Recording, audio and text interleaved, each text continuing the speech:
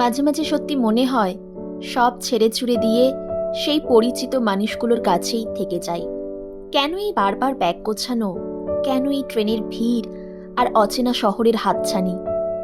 স্টেশনে যখন প্রিয় মানুষটার হাত ছেড়ে ট্রেনের কামরায় উঠি, এক মুহূর্তের জন্য মনে হয় এই এগিয়ে যাওয়াটা কি খুব জরুরি ছিল। কিন্তু পরক্ষণেই মনে পড়ে আমাদের স্বপ্নগুলো তো আমাদের এক জায়গায় স্থির থাকতে শেখায়নি। আসলে এই অল্প সময় দূরত্বগুলো খুব দরকার। এই বিচ্ছেদ আছে বলেই তো আবার ফিরে আসার আনন্দটা এত রঙিন হয়। ট্রেনের জানলার বাইরে দূরে সরে যাওয়া চেনা মুখটা আমাকে মনে করিয়ে দেয় যে ফেরার একটা ঠিকানা আছে। আর এই ফেরার টানেই তো আমরা সবটুকু দূরত্বকে ভালোবেসে আপন করে নিতে পারি।